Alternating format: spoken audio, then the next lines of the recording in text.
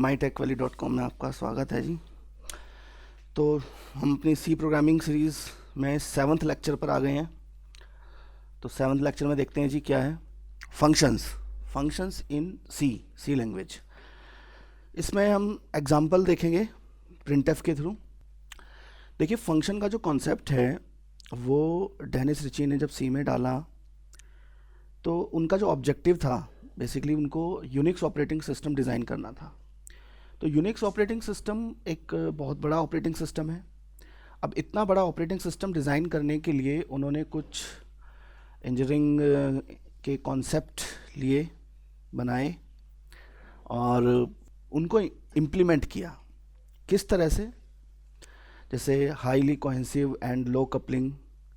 अब ये थोड़ा टेक्निकल वर्ड हो गया, आप ये समझिए कि फंक्शन जो डेनिस रिची ने बनाए उसमें उन्होंने एक खास बात रखी कि एक फंक्शन एक ही काम करेगा मोस्टली। तो एक फंक्शन एक काम करेगा, दूसरा काम नहीं करेगा, दो काम नहीं करेगा। ठीक है, अब ये बहुत बड़ी बात है। अब इसको हम देखेंगे जब प्रिंटफ को समझेंगे या किसी और फंक्शन को समझेंगे, और हमें भी ऐसे ही फंक्शन बनाने होते हैं। आज जब अगर आपने सॉफ्टवेयर इंजीनियरिंग पढ़ी हो या पढ़ने वाले हों या ना भी पढ़ी हो, सॉफ्टवेयर डेवलपमेंट में आप जब प्रोग्रामिंग करेंगे कभी भी, तो अगर आप ये अप्रोच रखते हैं जो डेनिस रिची ने रखी थी, तो आपको आपकी प्रॉब्लम बहुत सॉल्व होने वाली है। आप बहुत बड़े बड़े प्रोग्राम बना सकते हैं। डेनिस रिची ने यूनिक्स ऑपरेटिंग सिस्टम बना दिया जी, बहुत बड़ी चीज़ है वो।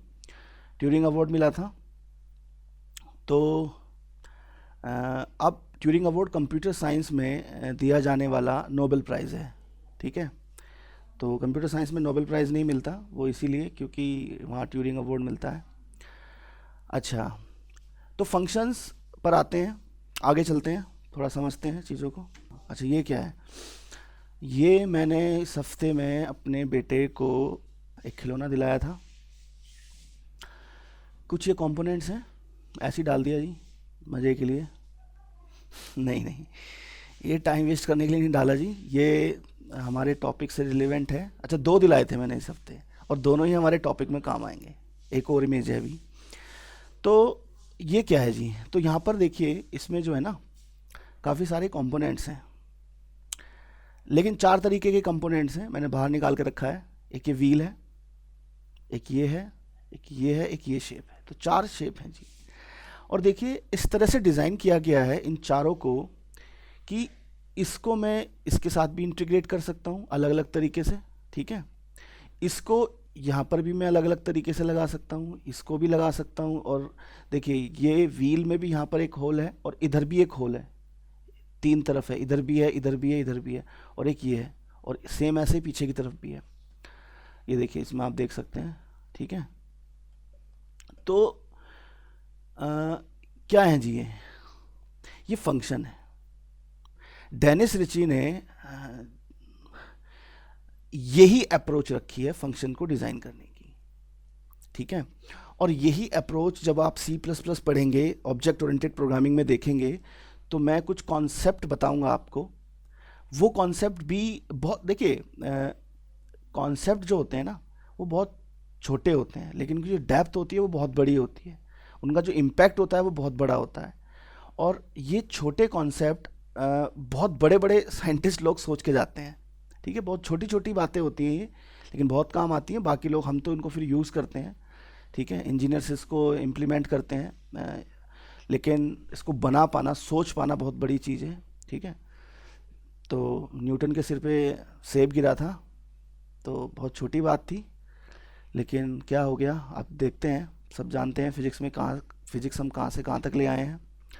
अच्छा, तो ये ध्यान रखना कि हमें मॉड्यूलरिटी चाहिए। सॉफ्टवेयर डेवलपमेंट भी इसी तरह काम करता है जी, मॉड्यूलरिटी चाहिए, रीयूजेबल कंपोनेंट होने चाहिए। अब सोचिए, एक कार होती, ठीक है, मान लो मैं बच्चे के लिए कार ले आता, तो वो एक कार होती।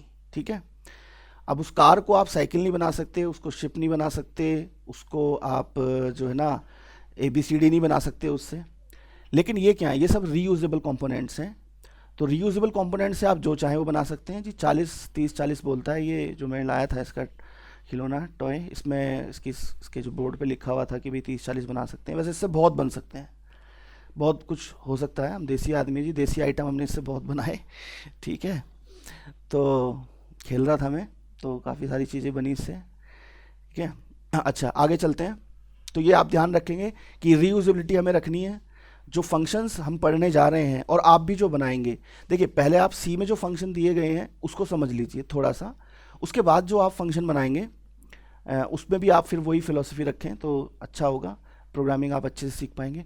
अच्छा, एक डाउट हो सकता है कुछ लोगों को, कुछ लोग कह रहे होंगे कि जी फंक्शन टॉपिक जो है वो हमारी तो किताबों में थोड़ा बाद में आता है, पहले डेटा टाइप ये सब चीज़ें पढ़ाई जाती हैं, इफ़ पढ़ाया जाता है, वाइल पढ़ाया जाता है जी, उसके बाद आता है। हाँ ठीक है, लेकिन मैंने आपसे पहले भी कहा था कि थोड़ा डिफरेंट अप्रोच रहती है मेरी। तो मैं पहले आपसे ये चाहूँगा कि आप पहले फंक्शन समझ लें, और याद रखने वाली तो कोई बात ही नहीं है, डेटा टाइप भी करा देंगे जी, वो बहुत बड़ी चीज़ नहीं है। तो पहले इसको देख लेते हैं। इसको जितना ज़्यादा आप समझेंगे, फंक्शन कोई टॉपिक नहीं है, एक बात ध्यान रखना। फंक्शन एक फीलिंग है जो आपको अगर आप कोई प्रोग्रामिंग लैंग्वेज कर रहे हैं आपको आनी चाहिए, और वो आप हर प्रोग्राम में फील करेंगे, इम्प्लीमेंट करेंगे। और किसी भी प्रोग्रामिंग लैंग्वेज में फंक्शन कॉन्सेप्ट, अगर आप सी प्लस प्लस की तरफ जा रहे हैं तो, या आगे किसी भी लैंग्वेज की तरफ जा रहे हैं तो बहुत बहुत ज़्यादा इंपॉर्टेंट है। ठीक है, और पाइथन जैसी लैंग्वेजेस जैसे पाइथन हुआ, या बल्कि पाइथन में ही मैं ज़्यादा कहूँगा अभी, पाइथन पीएचपी, क्योंकि पाइथन में बहुत अलग तरीके से फंक्शन को लिया गया है। ठीक है, तो वो भी देखेंगे। नेक्स्ट स्लाइड पर आते हैं। अच्छा जी, ये क्या है जी? ये क्यूब है, ये भी लाया था मैं ये भी डाल दिया। इसका क्या मतलब हुआ जी? नहीं, जिसका मतलब है अभी बताता हूँ आपको। इसका ये मतलब है जी कि ये क्यूब है, इसको सॉल्व करते हैं बहुत सारे लोग, मैंने देखा है नेट वेट पर भी, कि जो है कुछ लोग तो बड़ी जल्दी जल्दी सॉल्व कर देते हैं, सेकंडों में कर देते हैं, मिनटों में कर देते हैं। क्या चीज़ है ये? तो इसका हमारे टॉपिक से क्या मतलब है जी, क्या रिलेशन है? देखिए, इसमें 1 2 3 9 या 27 गोटियाँ हैं, एक तरह से 27 छोटे छोटे क्यूब हैं, और उनको शफल करके, मतलब बिगाड़ कर, और फिर सेट करना होता है। अच्छा, जिसने अभी नहीं किया, मतलब जो लोग इसको नहीं चलाते, वो थोड़ा सा आइडिया लगाएं इस पे। अच्छी चीज़ है कि सोचो ये बिगाड़ दिया, अभी ये बिगड़ी हुई फॉर्म में है, तो इसको सेट करने में कितना टाइम लगाएंगे आप? काफ़ी टाइम लगेगा जी। अगर आपने टेक्निक कुछ यूज़ नहीं की ना, और आप ऐसे ही करते रहे, तो बहुत टाइम लगेगा। शुरू शुरू में तो बहुत लगेगा, फिर धीरे धीरे धीरे धीरे आपको प्रैक्टिस होगी। सोचिए, ये 27 गोटियाँ आपके सिर में दर्द कर सकती हैं अगर अपनी पे आ जाएं तो, अगर अच्छे से इलझ जाएं तो। ठीक है, 27 गोटियाँ अगर ये इलझ गई और आप इन्हें सुलझाने बैठ गए, यानी कि एक तरफ एक फेस पे एक ही कलर आए, ऊपर ऊपर रेड, इधर येलो, मतलब एक तरफ एक ही कलर हो, तो आपकी तबीयत जो है ना, मज़ा आ जाएगा आपको। ठीक है, तो सोचिए 27 गोटियाँ आपकी आपके लिए प्रॉब्लम क्रिएट कर सकती हैं अगर तबीयत से लग जाएं। तो अगर 27 टॉपिक, आप समझ गए, सी में अगर 27 टॉपिक किसी बंदे के तबीयत से लग जाएं तो उसकी क्या हालत होगी आप समझ नहीं सकते। तो सोचिए, सी में अगर मैं कहूँ चलिए 100 टॉपिक्स हैं, थोड़े से ज़्यादा कर लेते हैं, और पाइथन में 200 हैं, तो 200 है, तो सोचिए क्या होता होगा। इसीलिए मैं ये कहता हूँ कि चीज़ों को टेक्निकल तरीके से लेकर चलिए, ये चीज़ें इल्झे ना, फिर आप यही कहेंगे जी ये बेकार है, इसको फेंक देंगे उठा के। तो चीज़ों को इल्झाना नहीं है, ठीक से पढ़ना है। तो चलते हैं जी, Dev C plus plus start करते हैं अपना। File, new, source file. अच्छा जी, तो अपना वो सिंपल वाला ही प्रोग्राम है, उसी को लेते हैं पहले। तो stdio dot H int main void hello, और रिटर्न 0। सेव कर देते हैं। हम तो सेव करते आ रहे थे जी ई में, हमारा ई में चल रहे हैं प्रोग्राम। ई कहाँ गई, ई CPRG लेक्चर 7.c। अच्छा कंपाइल करते हैं जी इसको, कंपाइल, 0 एरर 0 वार्निंग।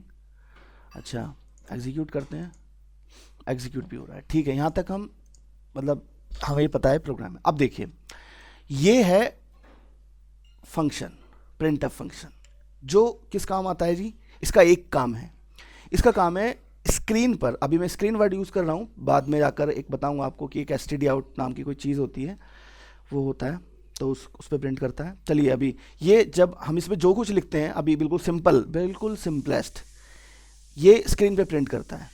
अच्छा आपको अगर ध्यान हो, मैंने पहले लेक्चर में ये बताया था, दूसरे तीसरे लेक्चर में, कि कंपाइलर को इस बात से मतलब नहीं होता, ये IDE वाले में डिस्कस किया था मैंने, IDE वाला इंटीग्रेटेड डेवलपमेंट एनवायरनमेंट वाला जो हमारा लेक्चर है, कि कंपाइलर को इस बात से मतलब नहीं होता कि ये फंक्शन क्या करेगा, ठीक है।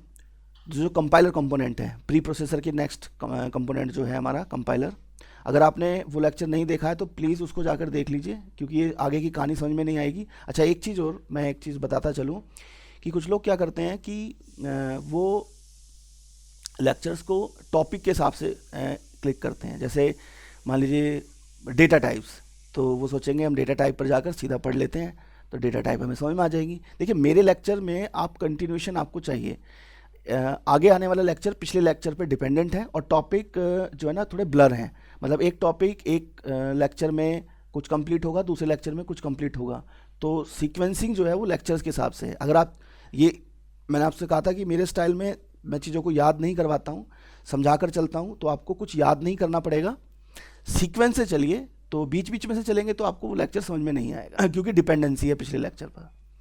अच्छा तो मैंने कहा था जी printf फंक्शन, अच्छा पहला कंपोनेंट हमारा कंपाइलर है, द मोस्ट इंपॉर्टेंट थिंग वो कंपाइलर, ठीक है। एक डाउट यहाँ पर कि कुछ लोग जो थोड़ी बहुत सी जानते हैं वो, अभी मैं अगर पूछूँ printf क्या है, तो कुछ लोग तो एकदम से कहते हैं जी फंक्शन है, कुछ लोग कहते हैं जी कीवर्ड है। अच्छा कीवर्ड,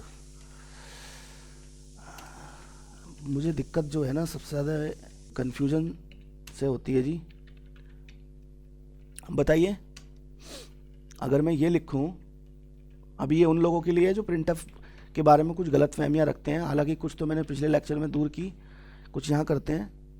मैंने सेव कर दिया जी, मैंने एक printf नाम का वेरिएबल लिया, उसमें इंक्रीमेंट किया। अच्छा अब जो लोग ये कह रहे हैं जी ये कीवर्ड है और मतलब कुछ है सी में printf है और ये इंक्रीमेंट नहीं होगा, तो हम इसको कंपाइल करते हैं। अरे ये क्या हुआ,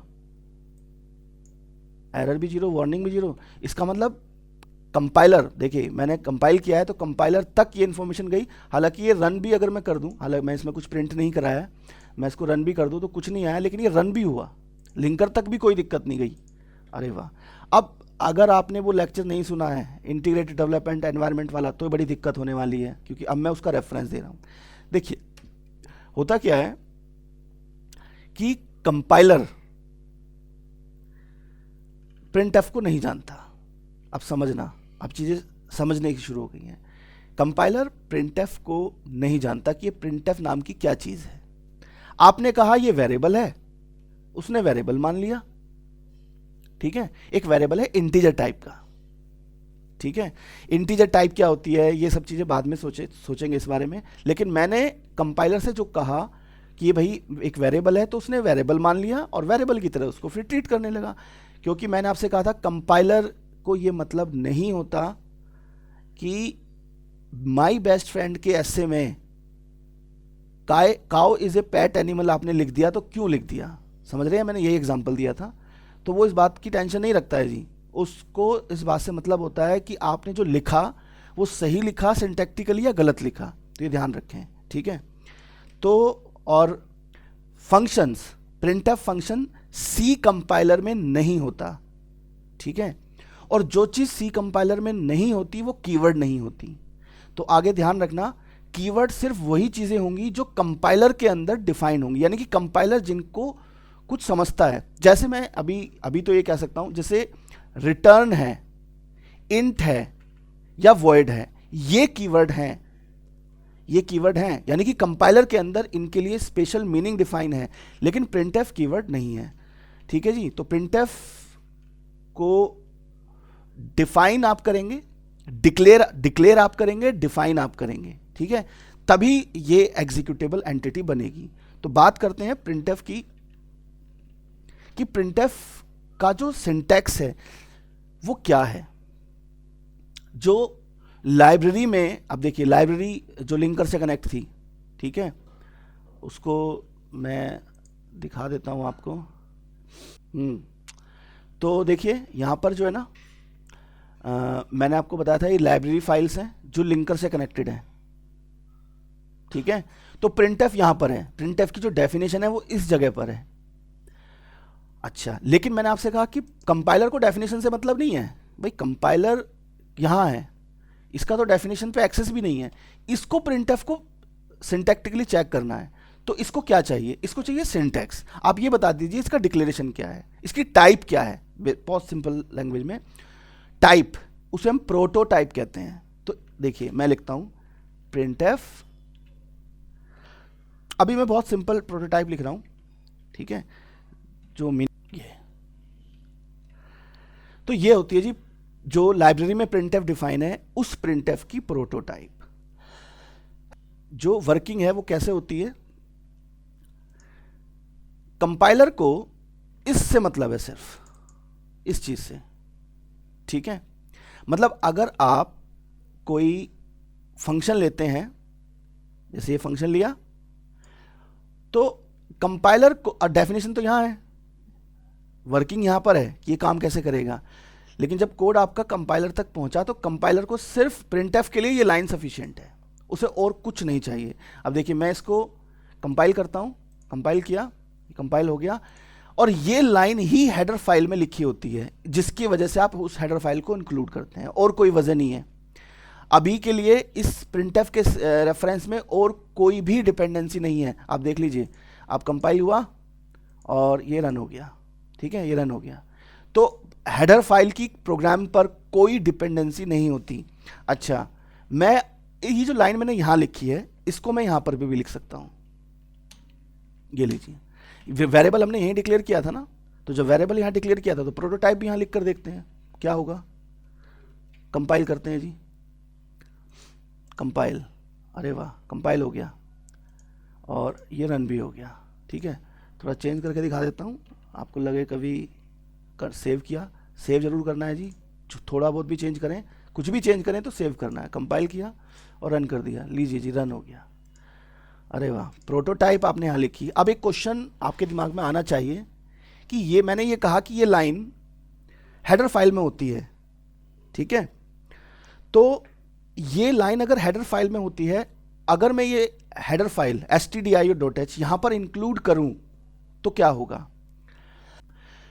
तो बिल्कुल अच्छा क्वेश्चन है, अगर किसी के दिमाग में आया ठीक है, बहुत अच्छी बात है, नहीं आया तो सोचिए इस बात को कि अगर ये लाइन हमारी stdio.h में है और उसको मैं ऊपर इंक्लूड करता हूं तो चलता ही है, लेकिन अगर मैं यहां इंक्लूड कर लूं, क्योंकि प्रोटोटाइप हम यहां दे सकते हैं, प्रोटोटाइप मतलब डिक्लेरेशन, कि जस्ट ये बताना कि कंपाइलर को कि इसका सिंटैक्स क्या है। अच्छा, तो इसका मतलब यहां पर हम हेडर फाइल इंक्लूड कर सकते हैं। अब देखिए इसका आंसर यस और नो दोनों है।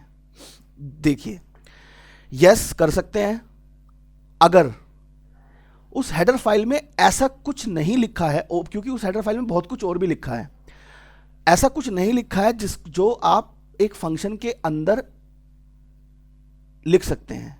तो देखिए अगर उसके अंदर सब कुछ, सारा कुछ ऐसा सिंटैक्स है जो एक फंक्शन की डेफिनेशन के अंदर आ सकता है, मतलब आ सकता है का मतलब वो सिंटैक्टिकली करेक्ट है, तो लिख सकते हैं। अब मैं आपको एक बात बताता हूं, टर्बो सी 3.0 जो लोग उस कंपाइलर को यूज कर रहे हैं, तो वहां पर हेडर फाइल लिखिए #include stdio.h, ठीक है। आप ये हटा दीजिए और ये हेडर फाइल लिखिए, 100% टर्बो सी में ये चलेगी। क्यों? क्योंकि इस हेडर फाइल के अंदर टर्बो सी में जो हेडर फाइल है टर्बो सी 3.0 में, उसमें ऐसा कुछ भी नहीं लिखा है जो फंक्शन के अंदर आप नहीं लिख सकते हैं, सब कुछ ऐसा है जो फंक्शन के आप अंदर लिख सकते हैं। तो अगर इस प्रोग्राम को आप टर्बो सी 3.0 यानी कि वो ब्लू स्क्रीन वाला जो कंपाइलर होता है, बहुत सारे बच्चे यूज़ करते हैं, उसमें अगर आप चलाएंगे तो चल जाएगा। अच्छा, आप दूसरी तरफ यहाँ आते हैं। अब देखो मैं इसको सेव करता हूँ, मैं इसको कंपाइल करता हूँ, कंपाइल। अब देखिए इसने तुरंत एक फाइल खोली _min_gw.h। अब ये एक्चुअली कनेक्टेड थी stdio से इंटरनली। तो हुआ क्या, ये लाइन प्रॉब्लम कर गई, ठीक है।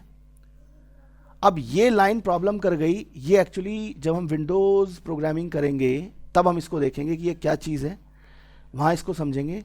लेकिन फ़िलहाल आप ये समझ लें कि यहाँ मतलब इसका ये हुआ कि ये लाइन आप फंक्शन के अंदर नहीं लिख सकते थे। अभी बहुत कॉम्प्लिकेटेड है, अभी छोड़ दो, ठीक है। तो अभी फ़िलहाल हमें ये समझना था, इसको क्लोज कर देते हैं, कि हेडर फाइल्स, एक मिसकॉन्सेप्शन होती है कि जी हेडर फाइल तो आप मेन से पहले ही लिखते हैं, ठीक है। ऐसा कुछ नहीं है, आप कहीं भी लिख सकते हैं। तो वापस आते हैं जी, प्रोटोटाइप लिखते हैं अपनी।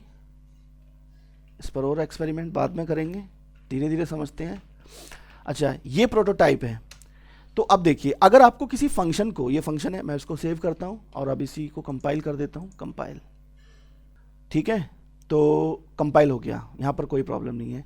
तो आपको एक बात ध्यान रखनी है कि ये सी के अंदर कंपाइलर की जो रिक्वायरमेंट है, अगर फंक्शन के पॉइंट ऑफ व्यू से, अगर उसको आप कोई फंक्शन देते हैं, आपने फंक्शन दिया, आपने यहाँ दिया, आपने कहा जी हेलो को प्रिंट कराओ, तो कंपाइलर को इस बात से मतलब नहीं है कि प्रिंट कहाँ होगा, कैसे होगा, कितना टाइम लगेगा, कौन कौन सी चीज़ें, नहीं, उसको इस बात से कोई मतलब, उसको मतलब है इसका सिंटैक्स बता दो जी इसे, ठीक है। आपने सिंटैक्स बता दिया, कंपाइलर खुश, कंपाइलर कोई एरर वार्निंग नहीं देगा और इसकी सिंटैक्स चेकिंग करके सीधा लिंकर को भेज देगा। अब लिंकर देखेगा इसकी डेफिनेशन। अब देखिए लिंकर डेफिनेशन देखता है, लिंकर देखेगा डेफिनेशन ढूंढेगा लाइब्रेरी फाइल्स में, मिल गई तो ठीक, नहीं तो एरर, ठीक है। और अगर मिल गई तो अटैच करेगा और सीधा कंप्लीट EXE तैयार करके आपका प्रोसेस, मतलब EXE फाइल आपको दे देगा। अच्छा, अब इस प्रोटोटाइप को थोड़ा सा समझते हैं कि ये प्रोटोटाइप क्या कहना चाह रही है। तो प्रोटोटाइप क्या कह रही है जी, प्रोटोटाइप कह रही है कि जो फंक्शन है सिंटैक्स वाइज ये इंटीजर रिटर्न करेगा। अब रिटर्न का क्या मतलब होता है जी, थोड़ा सा मैं समझाता हूं। देखिए रिटर्न का क्या मतलब होता है, आप लिखते हैं 2 + 3, ठीक है। तो मैं ये कहूंगा ये जो प्लस है ना, ये इन दोनों का सम रिटर्न करता है, मतलब ये 5 रिटर्न करेगा। मींस अगर आप ऐसे लिखेंगे तो x में आपका 5 आ जाएगा, ठीक है। अच्छा, तो देखिए यही मतलब यहां पर हुआ कि प्रिंटफ कुछ इंटीजर रिटर्न करता है, यानी कि एक न्यूमेरिकल वैल्यू रिटर्न करता है, और न्यूमेरिकल वैल्यू को अगर आप रिसीव करेंगे ऐसे तो ये वैलिड है। अब क्वेश्चन देखो, अब एक क्वेश्चन ये आया कि वो न्यूमेरिकल वैल्यू क्या बताना चाहती है, वो न्यूमेरिकल वैल्यू का लॉजिकल रीजन क्या है, वो एक अलग चीज, वो वर्किंग है, वो प्रिंटफ की वर्किंग है। लेकिन अभी हम सिंटैक्स पे बात कर रहे हैं, कंपाइलर सिंटैक्स पे बात कर रहा है। कंपाइलर कह रहा है जी मुझे आप ये बताइए, सिर्फ इतना बताइए कि प्रिंटफ रिटर्न क्या करता है। तो हमने कहा भाई प्रिंटफ इंटीजर रिटर्न करता है। अब जरा मैं एक स्टेटमेंट लिखता हूं, और जो मैंने वो डू यू नो प्रिंटफ वाली लिखा था वहां पर उसको थोड़ा सा समझते हैं। अब देखिए ये स्टेटमेंट अगर हम लिखते हैं, ठीक है, तो जरा ये सोचिए कि कंपाइलर इस स्टेटमेंट को कैसे देख रहा है। कंपाइलर देख रहा है, अच्छा इसका जो रिजल्ट है, मतलब ये जो अपने आप में एक एक्सप्रेशन है, ये एक इंटीजर है, ठीक है, और ये भी एक इंटीजर है इधर भी। तो वो इसको ऐसे देख रहा है कि प्रोग्रामर चाह रहा है जी इंटीजर प्लस इंटीजर।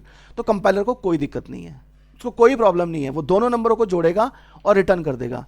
बल्कि आप ये भी लिख सकते हैं, ठीक है। क्यों, ये बिल्कुल ऐसे समझिए कि आपने लिखा x = एक एक्सप्रेशन इधर और एक एक्सप्रेशन इधर, और सपोज यहां पर आपने लिख दिया 10 × 2 और यहां लिख दिया 10 × 3, ठीक है। तो जिस तरह से ये एक एक्सप्रेशन है जो इंटीजर रिटर्न करेगा, ठीक है, 10 दूनी 20, 20 आ जाएगा यहां पर, वैसे ही यहां पर भी एक वैल्यू रिटर्न होगी, वो यहां आ जाएगी। फिर ये एक्सप्रेशन है 10 या 30, यहां पर भी कुछ आ जाएगा जी इसी तरह से। तो दोनों इंटीजर एक्सप्रेशन है। तो कंपाइलर को रिजल्ट से मतलब नहीं है, कंपाइलर को इस बात से मतलब नहीं है कि यहां पर रिटर्न क्या हुआ, ठीक है, वो वैल्यू कितनी हुई, उसे मतलब है टाइप क्या थी, टाइप बताओ कंपाइलर को। कंपाइलर को एग्जीक्यूशन से कोई मतलब नहीं है, क्योंकि एग्जीक्यूशन तो बाद में होना है, कंपाइलर की फेज से निकल जाकर वो उसकी डेफिनेशन अटैच लिंकर करेगा, तो ये सब चीज़ें बाद में होंगी। तो हमने देखा कि अगर आप कोई फंक्शन लेते हैं तो उसकी रिटर्न टाइप कंपाइलर को बताना जरूरी होता है, अदरवाइज वो अंडरस्टैंड नहीं कर पाएगा। अच्छा, एक बड़ा इंटरेस्टिंग सा करके देखते हैं। मैंने आपको कहा है ये प्रिंटफ की प्रोटोटाइप है और यही है, एग्जैक्टली यही है। लेकिन अगर मैं यहां वॉइड कर दूं और यहां लिखूं प्रिंटफ हेलो, अब देखिए, और मैं इसको सेव करूं और अब मैं इसको अच्छा, कुछ बड़े बड़े लोग बैठे हुए हैं जी, उनसे पूछते हैं कि क्या ये चलेगा। भाई प्रिंटफ की जो प्रोटोटाइप है वो इंट होती है, ये कंफर्म है। अब मैंने वॉइड लिख दिया, मैंने लिख दिया जी प्रोटोटाइप जो है ना वॉइड है, चलेगा। चलो मैं बताता हूँ, सोच लो आप थोड़ा सा और। मैंने ये सेव कर दिया है, सेव कर देते हैं जी, कंपाइल में जाते हैं। हाँ, अब देखिए क्या कहता है, एक वार्निंग आई है, conflicting type for built in function printf. हाँ वार्निंग है, लेकिन अच्छा ये कॉन्फ्लिक्ट, अगर आप कुछ और कंपाइलर यूज कर रहे हैं जैसे टर्बो यूज, एक्चुअली ये जो आईडीई है ना, ये क्या करता है, ये अपने लेवल पर कुछ सिंटैक्स चेकिंग करता है, ठीक है, कुछ डिपेंडेंसी चेक करता है। जैसे कि ये जो वार्निंग है, आपको ये लग रहा होगा ये कंपाइलर से है, या यूं कहिए कि आजकल कंपाइलर थोड़ा एडवांस हो गए हैं, ठीक है।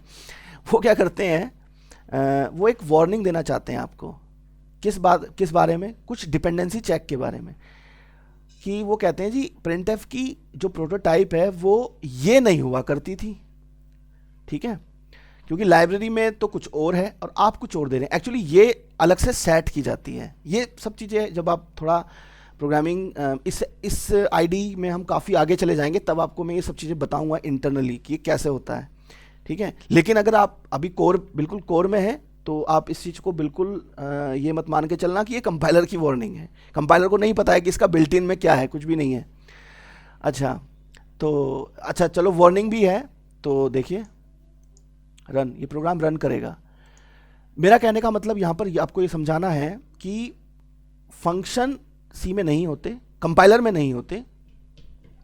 अच्छा देखिए, जब वो वार्निंग नहीं आई ना, जब मैंने इंट printf इक्वल टू 0 लिखा, एक वेरिएबल डिक्लेयर किया और प्लस प्लस किया, तब तो कंपाइलर ने नहीं कहा कि बिल्ट इन फंक्शन, ठीक है। तो समझ जाइए ये कुछ थोड़ा सा अलग से ऊपर से ही होता है, ये कंपाइलर नहीं होता। बाद में देखेंगे जब इसको एक्सप्लोर करेंगे इंटरनली।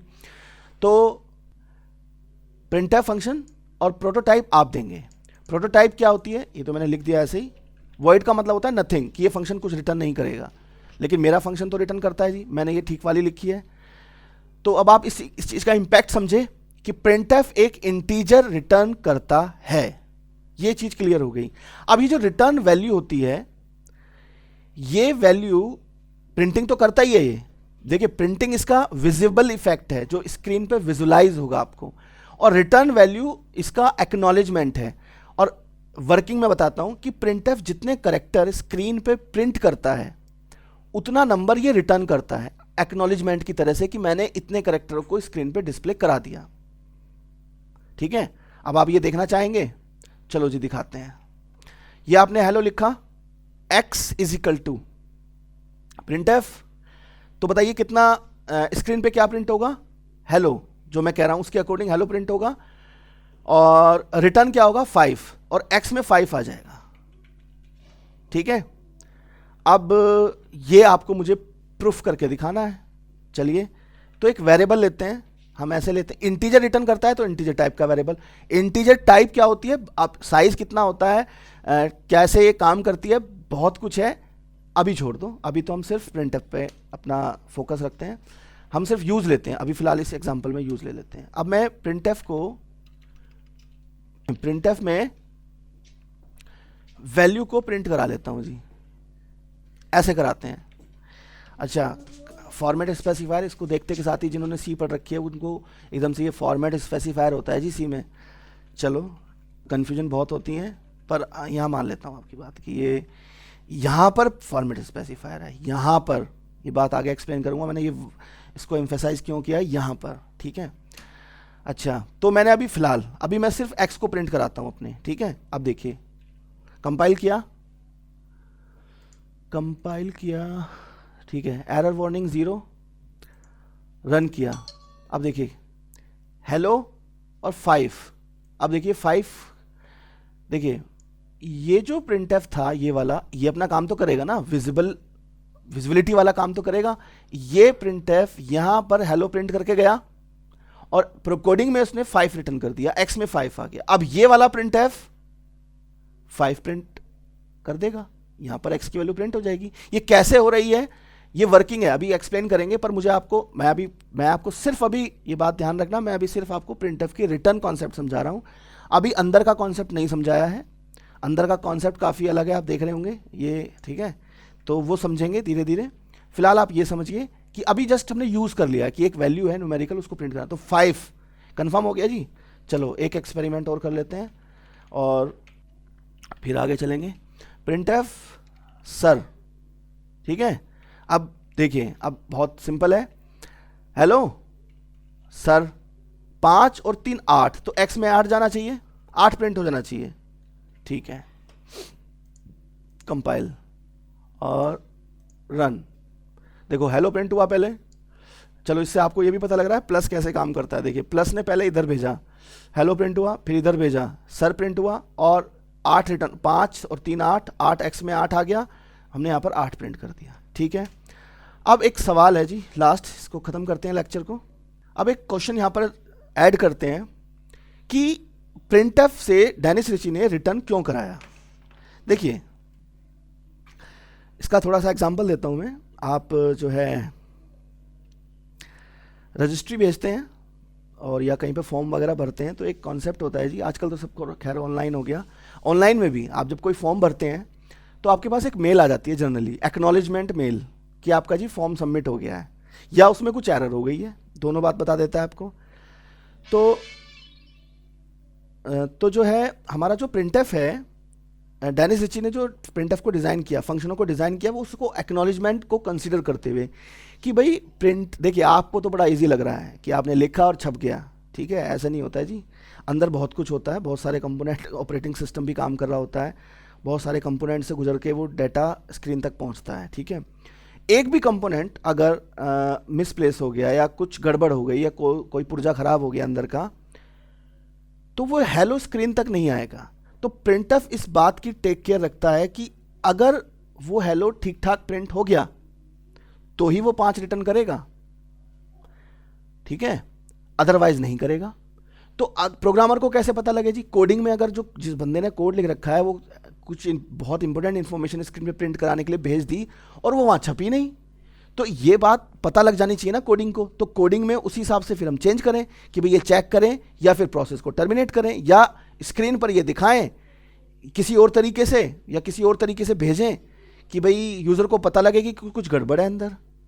तो सोचिए प्रिंटफ छोटा सा फंक्शन, जो लोग सी पढ़ चुके हैं उनको लगता होगा बहुत छोटा सा है, लेकिन इसमें इतनी फिलॉसफी है, इतना सब कुछ उसके अंदर दिया हुआ है, इतने अच्छे से इसको डिज़ाइन किया है, बहुत सारी जो है ना ऑपरेशन रिसर्च की गई है पूरी, सारे ऑपरेशंस जो है देखे गए हैं, क्या क्या डिपेंडेंसी है, कहाँ कहाँ कनेक्ट होता है, वो सब कुछ है। तो जी आज का लेक्चर इतना ही रखते हैं। आज हमने सिर्फ, हम बहुत स्लो चलते हैं जी, ठीक है, धीरे चलो जल्दी पहुंच जाओगे, ज़्यादा तेज़ भागोगे तो पता ही है आपको। देखिए प्रोग्रामिंग शुरू की क्लासेस में आपको लगेगा कि हम थोड़ा स्लो चल रहे हैं, अब पता नहीं, आप कुछ लोग तो कह रहे हैं जी बड़ा मज़ा आ रहा है, ठीक है, तो लेकिन कुछ लोगों को लगता है स्लो चल रहे हैं। जो वेट कर रहे होते हैं ना वो जस्ट अब बस सर हमें फैक्टोरियल बनवा दो और ये बनवा दो और प्रोग्राम करवा दो, वो वाले यूज़र भी होते हैं। तो बेफिक्र रहिए, वहाँ तक पहुँचने के लिए देखिए कि जो है ना प्रोग्राम जब आप देखते हैं ना कोई बना हुआ, जैसे फैक्टोरियल का निकाल दिया किसी ने या सीरीज प्रिंट करा दी या कुछ करा दिया या मैट्रिक्स मल्टीप्लिकेशन दिखा दिया, तो उसके पीछे एक तरीका होता है।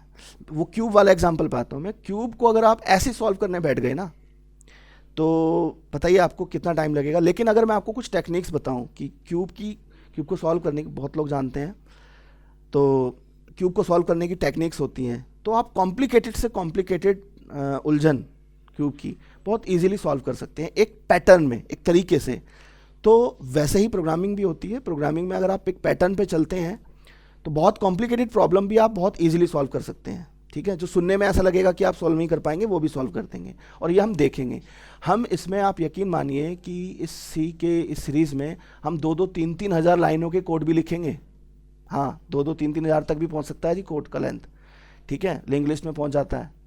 डेटा स्ट्रक्चर में जब इसमें कुछ ग्राफ वगैरह के एल्गो आपको इम्प्लीमेंट कराऊंगा, तो वहाँ बहुत लंबा पहुंच जाता है कोड, लेकिन वो आपको समझ में आएगा। 200-400 लाइन तो नॉर्मल हो जाएंगी, 200-400 लाइन तो नॉर्मल हो जानी है। ठीक है, उतना तो आप मतलब वो आपको और लगेगा भी नहीं आपको कि इसमें कुछ लिखा भी है आपने।